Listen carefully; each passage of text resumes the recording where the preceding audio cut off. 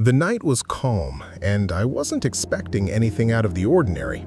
I had finished setting up the camp and stayed seated near the fire for a while, listening to the usual sounds of the forest: insects, leaves moving in the distance, the occasional isolated noise that didn't draw attention. It wasn't my first time camping alone, and the place felt familiar.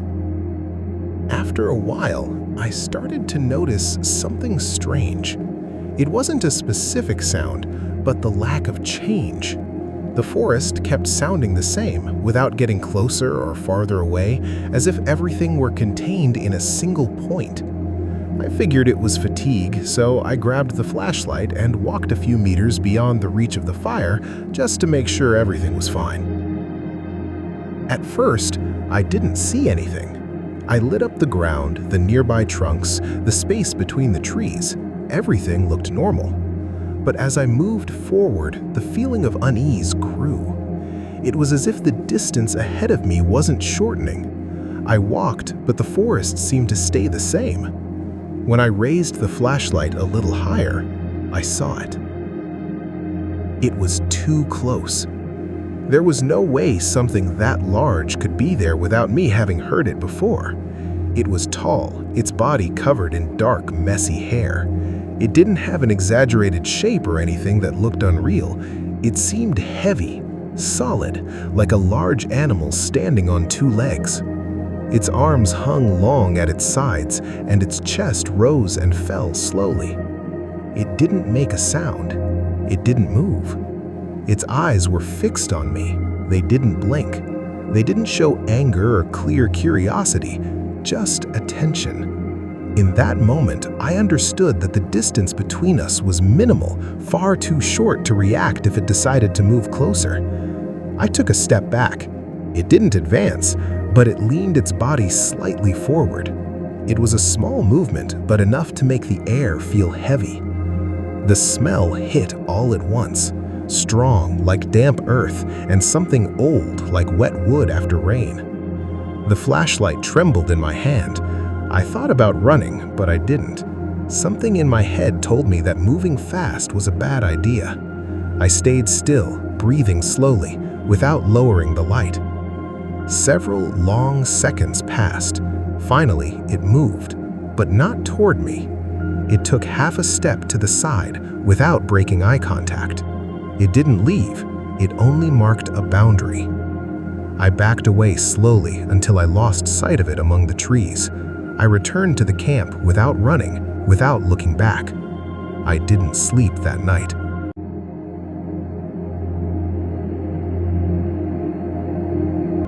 The camp was set up in an area we already knew, a small clearing surrounded by tall pines and uneven ground. The fire crackled low, just enough to give warmth and a bit of light without drawing too much attention. There was no strong wind and no unusual noises. The sounds of the forest followed their usual rhythm: insects, leaves moving slowly, an occasional distant creak. That's why, at first, no one said anything. As the hours passed, the feeling came on gradually. It wasn't fear, not completely. It was more an unease that was hard to explain, as if the space around the camp had grown smaller. Every so often, from the edge of the clearing, there was a dry crack high up, too heavy to be a small branch, but too controlled to feel natural. Always from the same section, never closer, never farther. The fire began to die down, and no one got up to feed it, not because it wasn't needed, but because no one wanted to be the first to step away from the center of the camp. Conversations faded on their own, without any agreement. When someone coughed or shifted a backpack, the sound seemed to travel farther than it should have, as if the forest absorbed it and sent it back distorted.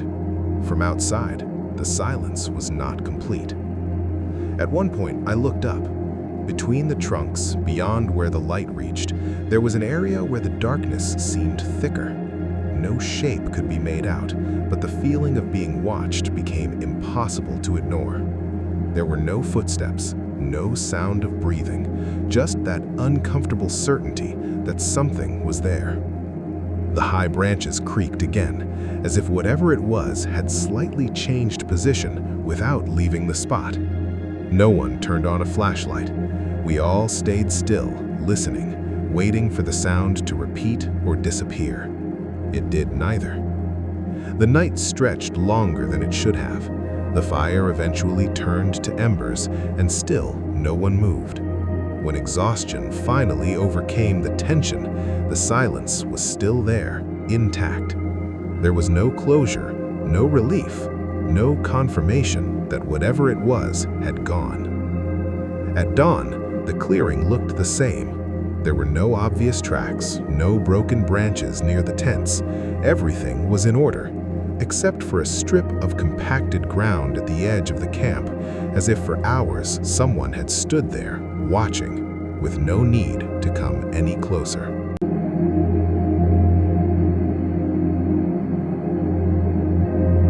I was on duty that morning, shortly after sunrise.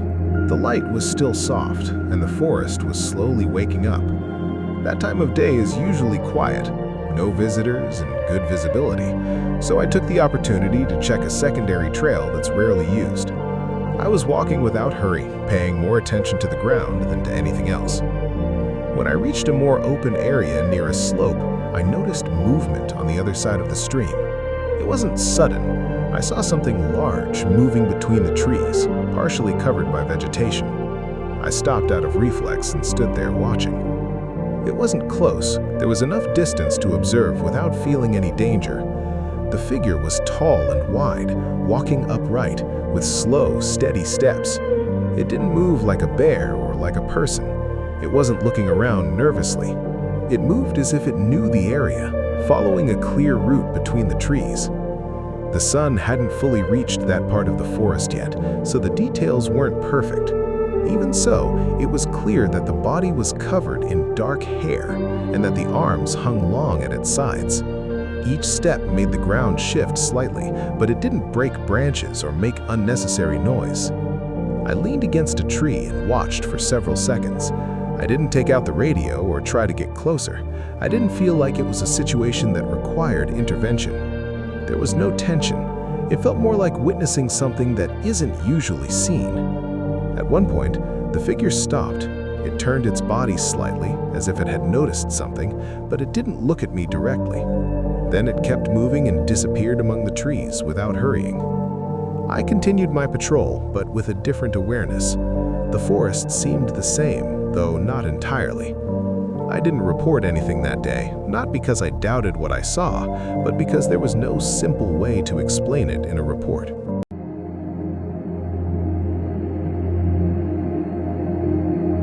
I was on duty alone that night. That wasn't unusual. The area was closed to the public, and the patrol was short, just checking that there were no campfires still burning and no vehicles where they shouldn't be. The forest was calm, like it almost always is. I was walking without hurry, flashlight held low, thinking more about finishing my shift than anything else. I heard a noise behind me. I thought it was an animal, something normal. I turned around without rushing, and that's when I saw it come out from between the trees. It didn't run, it didn't hide, it simply appeared. It was enormous, much bigger than any person I had ever seen. Its body was covered in dark, dirty hair, and it moved with a weight you could feel through the ground. I didn't have time to react. In 2 steps, it was already on me. It shoved me hard, and I fell on my back. The impact knocked the air out of me. Before I could get up, I felt the weight on my chest. An arm grabbed my uniform and lifted me off the ground like I weighed nothing. It didn't scream, but it made a low, deep sound that I felt more in my body than in my ears. It threw me against a tree. I felt something break in my shoulder. The flashlight went flying, and everything went dark. I tried to cover my face, but another blow left me dizzy. I thought that was the end. There was no way to defend myself. And then something strange happened. From deeper in the forest, a different sound was heard. It wasn't a human scream or a common animal. It was loud, long, like a call. The one holding me stopped moving. It turned its head toward the sound and answered with a similar noise, shorter. It let me go. I dropped to the ground and it stepped back. It never stopped looking at me, but its attention was no longer on me. The other sound was heard again, closer. I didn't see the second one, but I felt its presence. The air changed. The one that had attacked me took a few steps backwards, still watching me, and then disappeared into the trees. The forest went silent again. They found me later, lying near the trail, unconscious. They said it was an animal attack, but no one could explain the marks or the force of the blows. I know exactly what it was. I'm still alive because someone else called it, and because, for some reason, it chose to obey.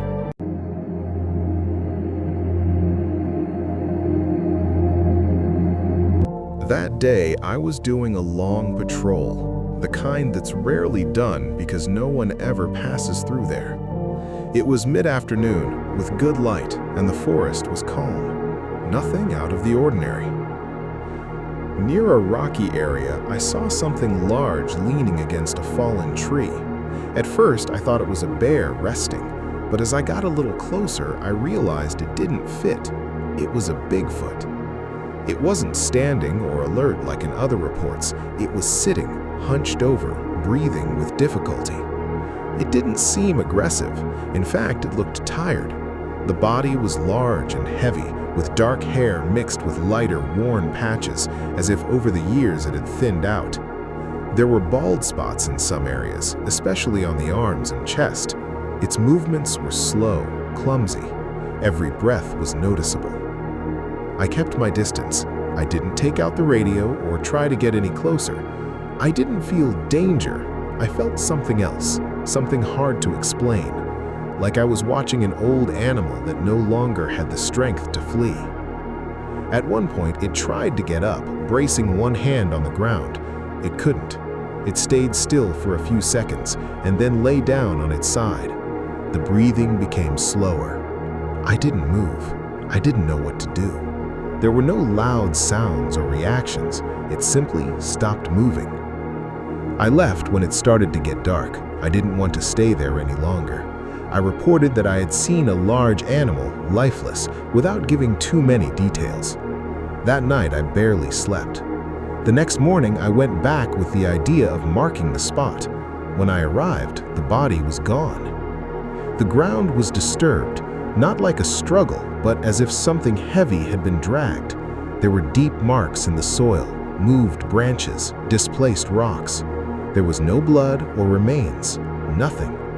It didn't look like the work of people or common animals. The direction of the marks led toward the densest part of the forest, where there are no trails.